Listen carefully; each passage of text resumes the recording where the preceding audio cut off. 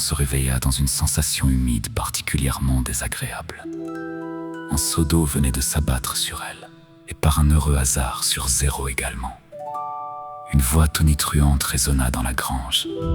Une voix qui possédait toute la douceur d'un champ de bataille après une victoire. Alors la gueuse?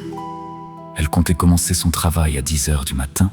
Elle sait ce que c'est une boulangerie ou pas. Flamme bondit immédiatement sur ses pieds. Isabelle pointa un doigt accusateur vers la jeune rousse. « Allez hop, debout la rouquine, va me chercher des sacs de farine. Ils sont dans un hangar à l'entrée de la ville. Tu peux pas rater le gars, il porte un chapeau tellement ridicule qu'on dirait qu'il a perdu un pari. Tu lui diras que tu viens de la part de la belle Isabelle. T'as compris la flèche? » Flamme se redressa si vite qu'elle manqua de tomber. « Oui, madame. » Avant de partir, elle déposa rapidement ses lèvres sur le front de Kaël encore profondément endormi. « J'y vais. » « J'y vole même. » Isabelle observa la scène en croisant les bras. Les jeunes amoureux. Ça fait moins les malins quand faut porter 50 kilos de farine. Maman était déjà debout, les cheveux verts encore en bataille. « Désolé, nous avons fait la fête hier soir, c'est pour ça que... » « Tu raconteras ta vie à la patte qui lève. »« Moi je m'en fous, » répliqua la boulangère.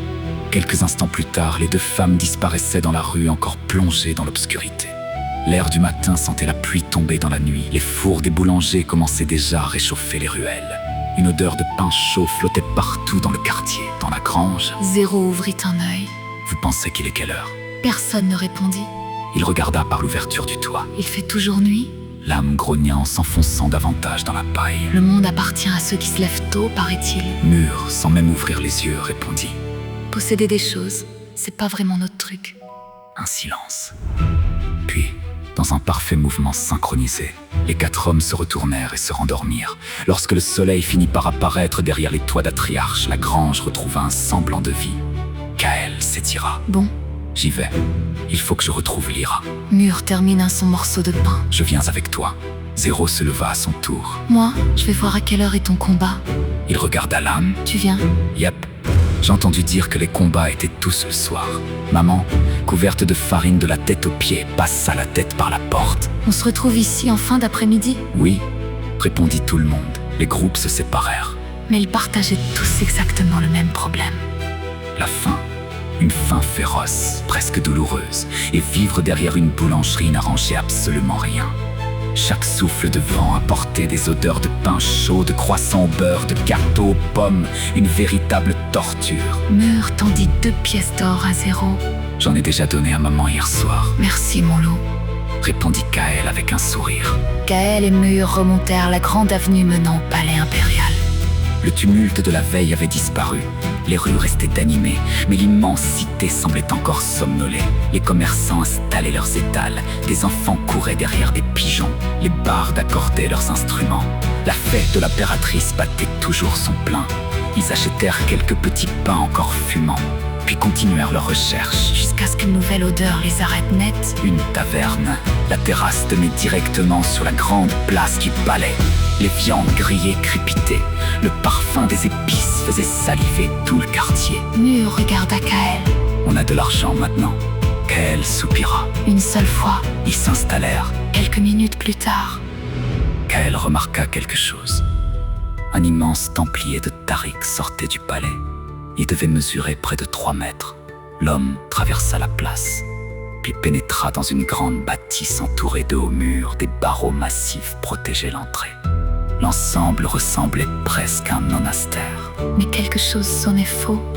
Tout était trop fermé, Trop épais. trop silencieux. Kaël posa brutalement sa main sur le bras de Mur. Il regretta immédiatement. C'était comme frapper un mur de pierre. Aïe. Mur leva un sourcil. Ça va? Kaël ria pour lui-même. Oui. Regarde ça. Je vais jeter un œil.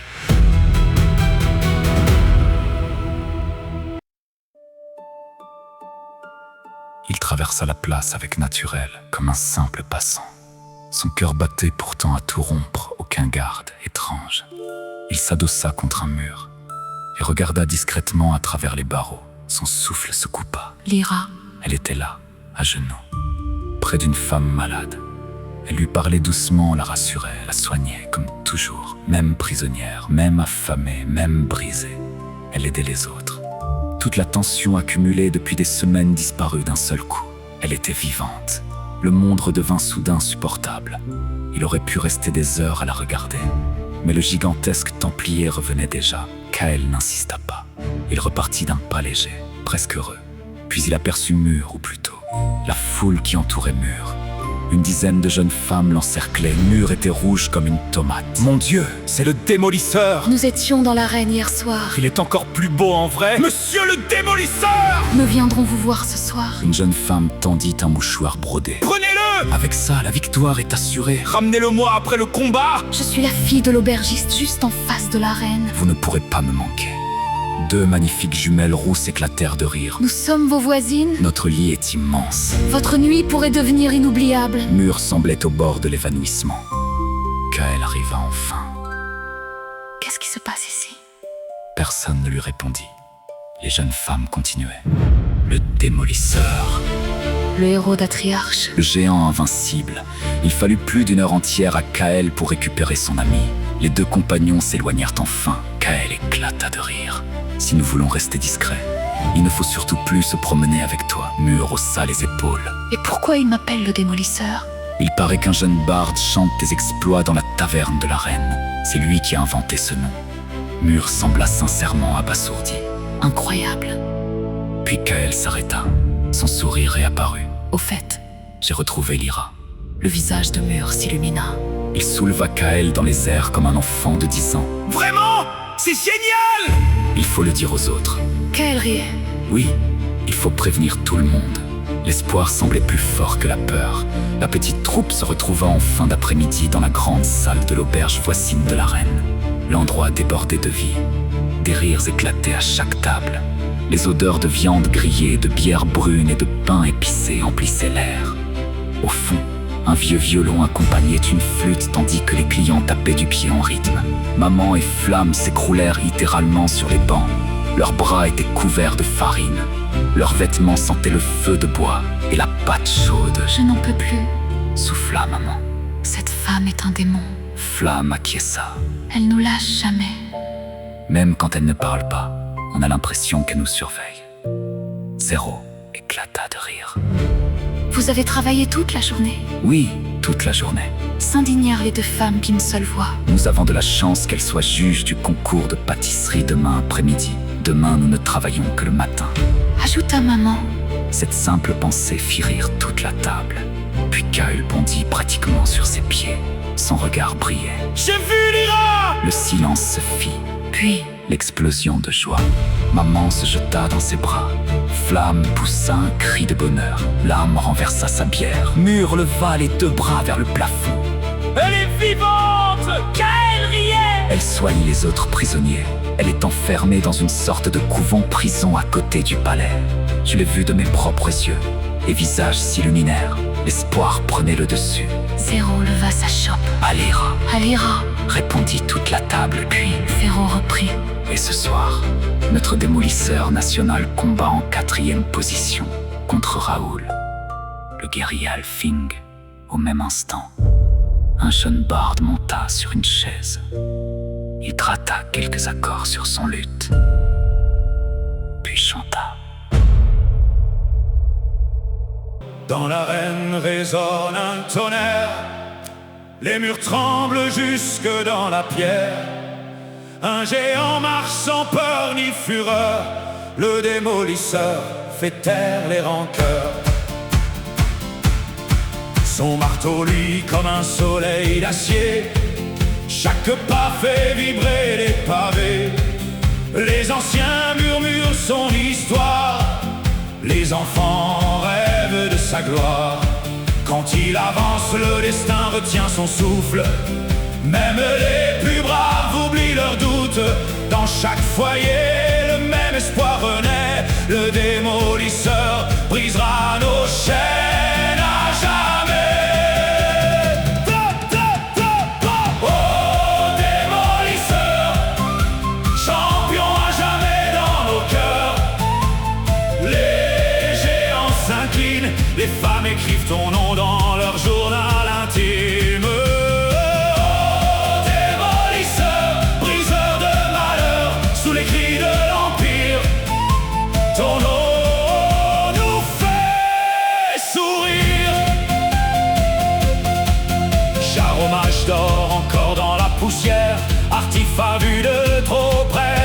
murs de pierre. Les dieux même regardent en silence quand Mur entre en danse. Les tambours résonnent dans la nuit, les tavernes chantent ses exploits infinis. Des montagnes jusqu'aux plaines d'Orvandir, son nom fait trembler l'avenir. Mais sous l'armure et la force immense vit un homme guidé par l'espérance. Car les plus grands héros de ce monde protègent les faibles quand vient l'ombre. Oh, démolisseur, champion à jamais dans nos cœurs. Les géants s'inclinent, les femmes écrivent ton nom dans leur journal intime. Oh, démolisseur, briseur de malheur, sous les cris de l'Empire, ton nom nous fait sourire. Oh, démolisseur, que résonnent les tambours, tant que vivront nos mémoires, tu seras notre future victoire.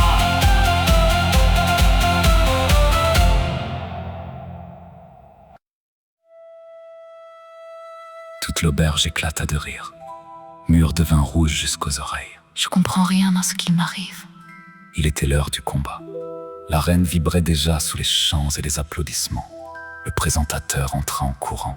Mesdames et messieurs, Le 4e combat de la soirée. Dans le coin ouest, le plus grand guerrier affine de son peuple, L'immense l'inarrêtable. Raoul Brise-Pierre. Une petite silhouette d'1,20 m entra dans l'arène.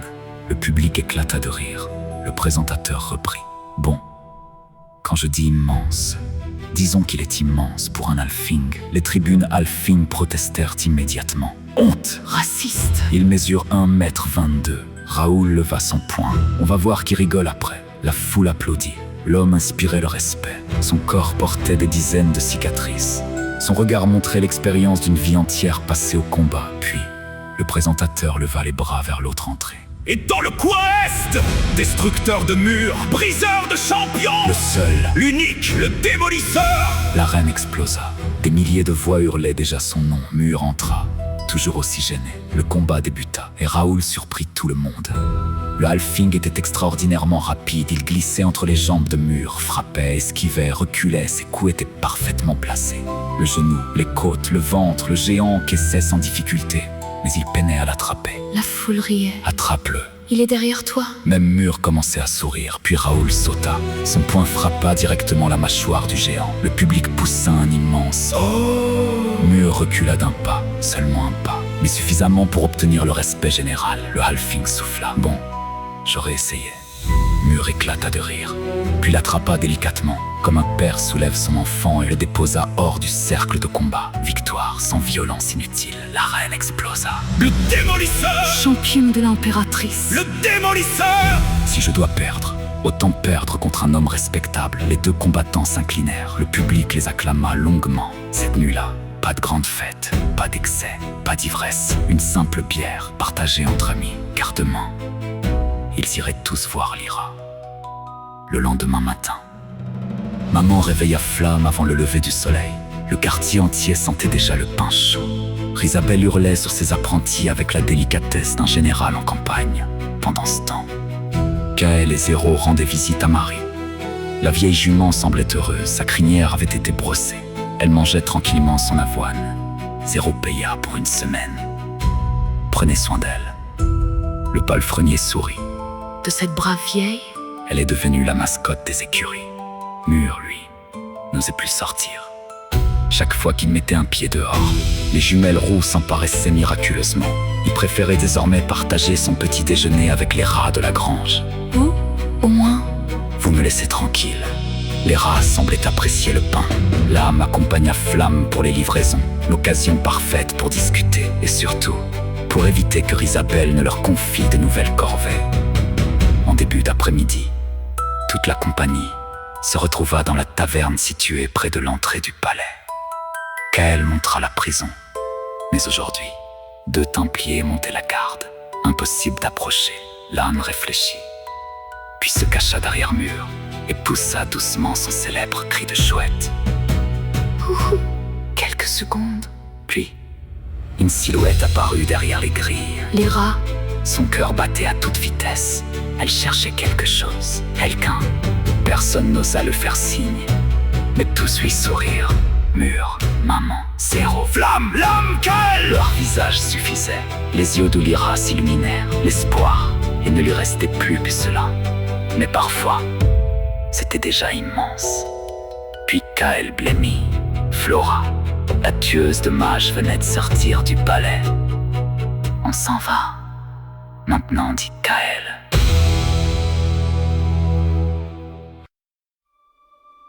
Lyra comprit immédiatement.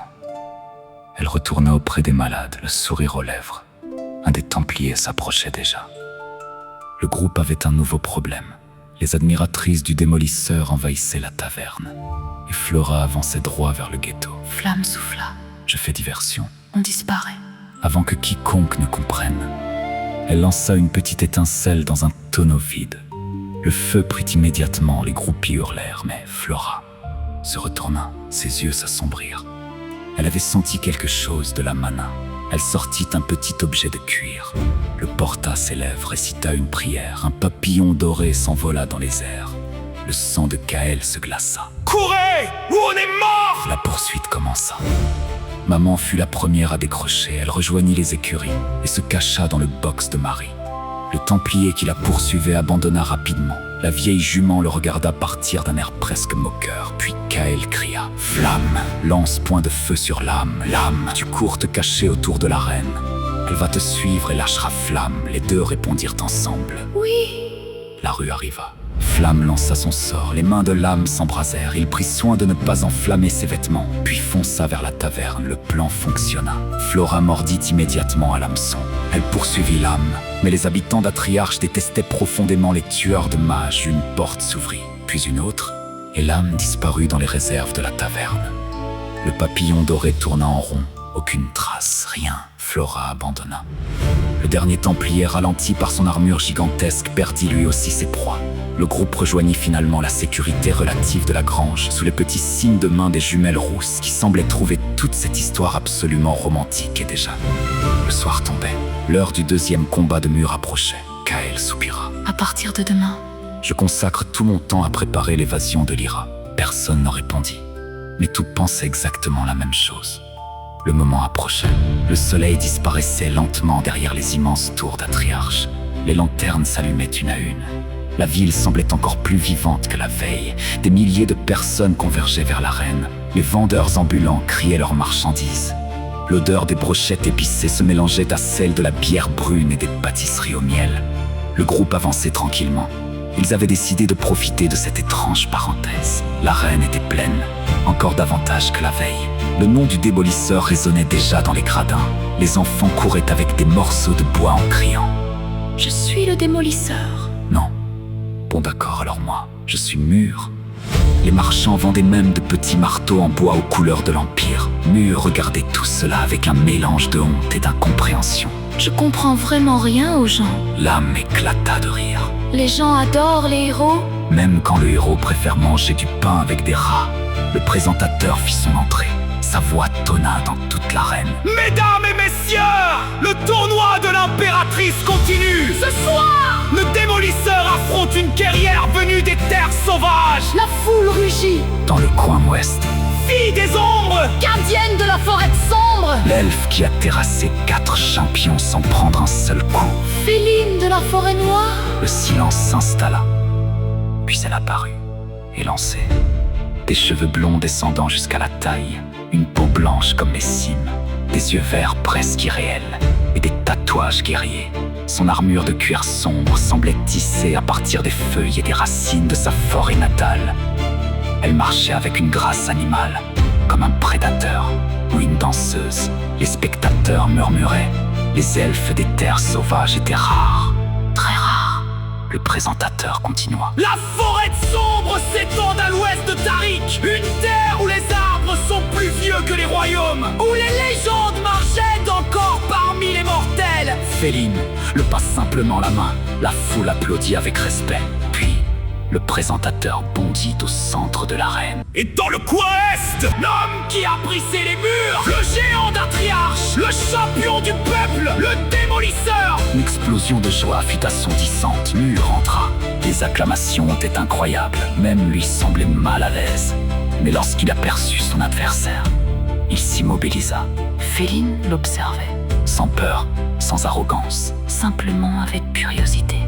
Puis elle inclina légèrement la tête. Mur répondit par le même geste. Le public apprécia immédiatement ce respect mutuel. Le combat commença.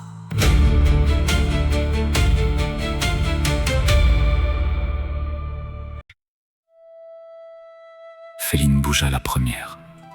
Elle était rapide, très rapide, mais d'une manière différente d'Artif. Ses mouvements ressemblaient à une danse. Chaque pas semblait calculé. Chaque respiration maîtrisée. Elle tourna autour de Mur, cherchant une ouverture, puis son pied frappa. Boum, Mur recula. Pas à cause de la puissance, mais à cause de la précision. Le coup avait parfaitement trouvé les côtes, un second coup suivi, puis un troisième. Les gradins s'enflammèrent. L'elfe, Le démolisseur. Le combat était magnifique, aucun coup inutile, aucune brutalité. Seulement deux guerriers qui cherchaient à se comprendre. Mur tenta d'attraper Féline. Elle glissa sous son bras, puis sauta. Son genou heurta la mâchoire du géant, la foule explosa. Même Zéro était impressionné. elle est incroyable. Maman acquiesça. Et Mur aussi. Le géant souriait en combattant. Il prenait plaisir à cet échange, Féline aussi. Elle esquivait, souriait, puis revenait à la charge comme si elle dansait avec lui. Les minutes passèrent, le combat devenait de plus en plus équilibré, puis l'erreur arriva. Féline tenta un saut particulièrement audacieux. Mur la vit instinctivement. Sa main l'attrapa au vol, le public retint son souffle, mais au lieu de l'écraser, Mur la déposa immédiatement au sol, comme s'il craignait de lui faire mal. Féline sourit. Merci, Sa voix était douce, presque musicale. tu es plus gentil que les histoires le racontent. Mur rougit. Désolé, je voulais pas. Elle éclata de rire. Continue à te battre, géant. Le combat reprit. Mais cette fois, quelque chose avait changé. Ils se respectaient profondément. Puis vint le dernier échange. Féline bondit une nouvelle fois. Son pied trouva le visage de Mur. Le géant vacilla. Mais son bras partit instinctivement. Le coup n'était pas violent pour lui, mais il suffisait. Féline fut projetée contre le sable. Son épaule heurta lourdement le sol. Elle poussa un cri de douleur. Le silence tomba. Mur se précipita immédiatement. Ça va? Les soigneurs arrivèrent. L'elfe souriait malgré la souffrance. Je crois. Que mon épaule n'est plus à sa place. Le médecin confirma une luxation. Rien de grave, mais elle ne pouvait plus continuer. Le juge leva le bras de Mur. Vainqueur! L'arène explosa! Mais cette fois, les applaudissements étaient pour les deux combattants. Féline regarda Mur avant de partir vers le dispensaire. J'espère te revoir, démolisseur. Mur hocha timidement la tête. Moi aussi, plus tard, autour d'une petite bière. L'ambiance était calme, paisible. L'âme leva sa chope. Au démolisseur! Au démolisseur! Tout le monde éclata de rire. Mur regardait sa bière, pensif. Vous pensez qu'elle va bien? Zéro sourit. Tu parles de Féline? Demanda Kael. Le géant détourna les yeux. Oui, évidemment. Maman, Falm et Zéro éclatèrent de rire. Oh, notre Mur est amoureux, dirent-ils tous en chœur. Kael lui tapa l'épaule. Tu iras la voir demain et tous les jours jusqu'à ce qu'elle guérisse. Mur sembla sincèrement soulagé. Oui, je crois que je ferai ça. La nuit était déjà bien avancée lorsqu'ils rentrèrent à la grange. Les rats accueillirent Mur comme un vieil ami. Les jumelles rousses firent de grands signes depuis leurs fenêtres. L'âme leur répondit, je suis disponible moi ce soir. Les jumelles fermèrent la fenêtre. Puis chacun trouva sa place dans la paille. La fatigue finit par l'emporter. Demain, il faudrait encore réfléchir au plan pour sauver Lyra. Mais ce soir, pour quelques heures seulement. Le monde semblait un peu moins cruel. Les 2 jours suivants passèrent à une vitesse folle. Le groupe avait une routine, une étrange routine, mais une routine malgré tout. Maman et l'âme travaillaient désormais à la boulangerie. Isabelle avait immédiatement adopté l'âme, enfin, à sa manière. Toi, la brindille, va me porter ces 20 sacs de farine! Mais madame, J'ai dit 20, il y en a 30. alors t'as intérêt à te dépêcher. Flamme, elle, restait cachée. Le risque qu'un tueur de mages la reconnaisse était trop grand. L'âme l'avait remplacée pour les livraisons, ce qui lui permettait d'ailleurs de parcourir toute la ville et d'écouter les rumeurs des habitants. Mur et Flamme passaient leur journée dans la grange, à jouer avec les rats.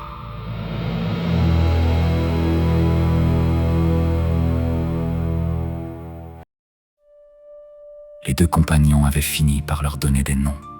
Le gros borgne s'appelait Général Crouton. Le petit gris nerveux répondait au nom de Fusée. Le plus vieux était devenu Baron Fromage.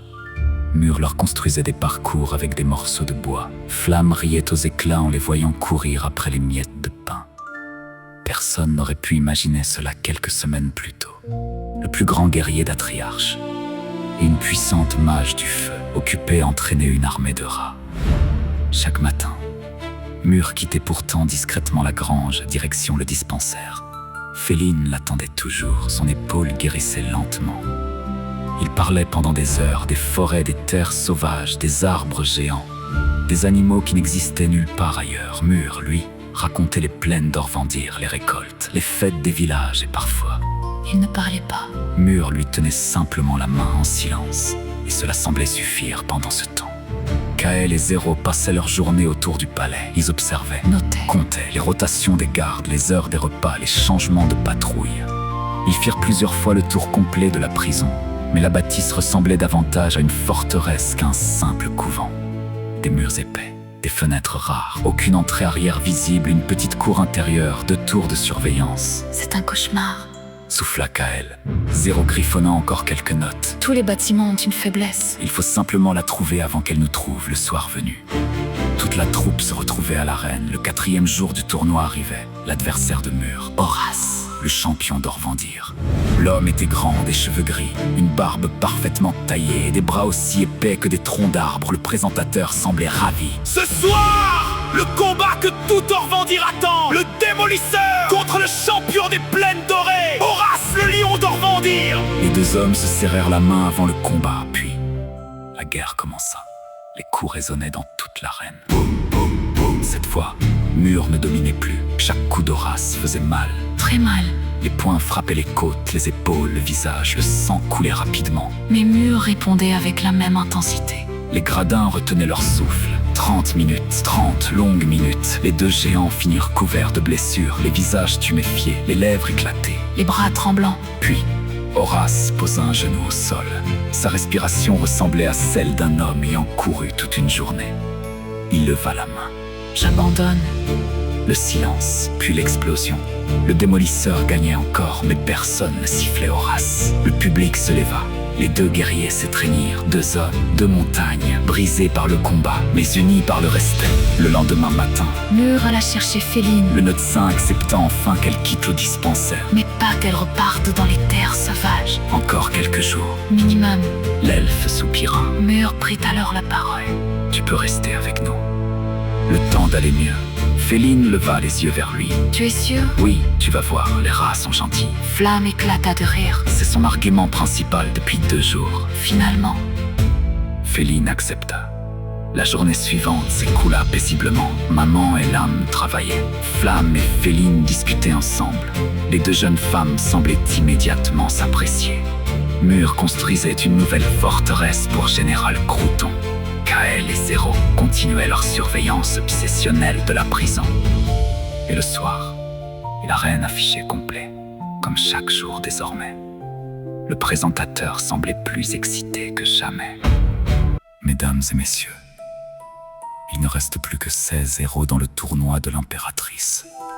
Le démolisseur affronte une légende vivante. Le silence tomba. elle vient de Rekja, Un petit village au bord de la mer du Nord. tout au nord de Vailor. Une terre de glace, de feu et de volcans. Là où les sources chaudes fument jour et nuit. Là où les anciens esprits marchent encore parmi les hommes. Et où se trouve le cratère de Mana. Sûrement l'endroit le plus hostile sur Terre. Le public retint son souffle, puis une femme entra dans l'arène, grande. Les cheveux roux comme le feu, elle avait une allure de reine. Ses yeux bleus semblaient aussi froids que la mer du Nord. Flamme se leva brusquement, son visage devint blanc. Elle pointa la reine du doigt. Non.